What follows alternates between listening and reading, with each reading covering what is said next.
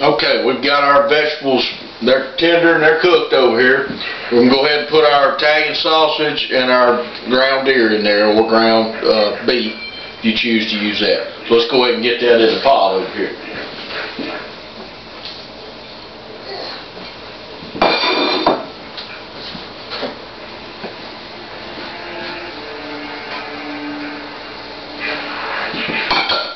Once you do that, there's one of the towels here. Once you do that, you just want to kind of break that up into clumps. Break the clumps up, excuse me. Take you a minute there. Get that deer and that pork, excuse me, Italian sausage mixing together there.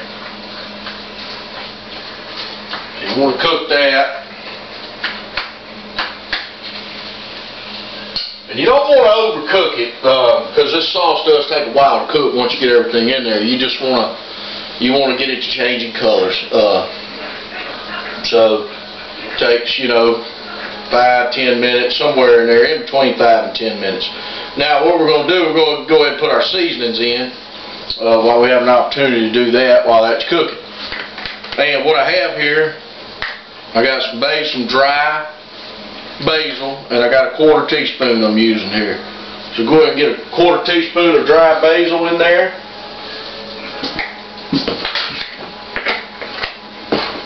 And get us a 1/4 teaspoon of thyme.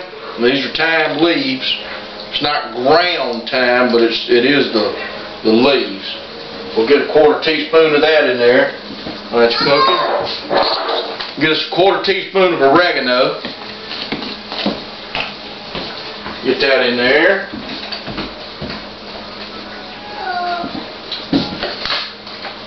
And let's mix all that around and finish our meat to where we don't want big old clumps. You don't want it just fine, but you don't want big clumps either. So we'll get all that mixed in with our carrots and our celery and our onions and mushrooms, and we'll let that cook in there. That meat starts changing color. Okay. Get a little more heat here.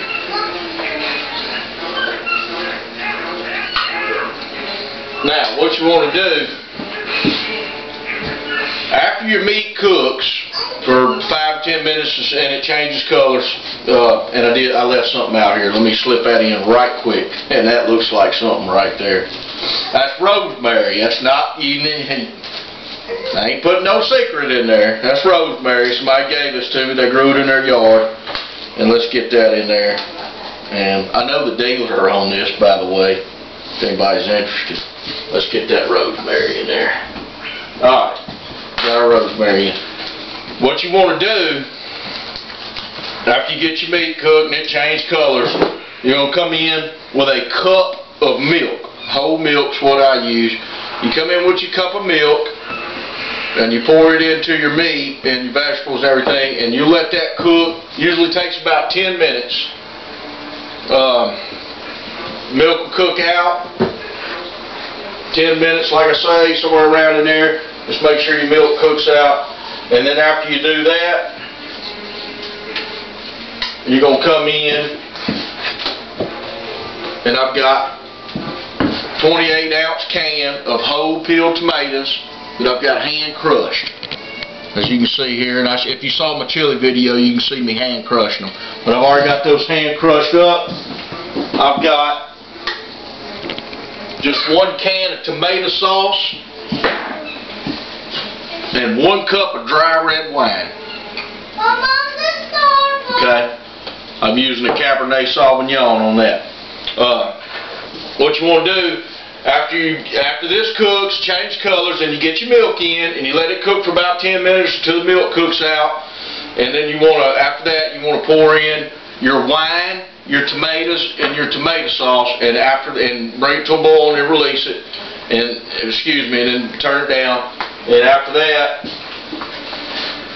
you'll cook for approximately an hour and a half. You'll want to check it, put your lid on it, and check it, and it'll cook for approximately an hour and a half. Now, once you get everything in there, what you want to do is do a little salt. I use kosher salt, a little salt, a little black pepper, and 2 bay leaves. Now some of these bay leaves, I like a large bay leaf. Some of these bay leaves are a little small, or they're happen to be cut up in the bottle. So if they're small, you can use more. So let's see what we're looking like on our meat over here.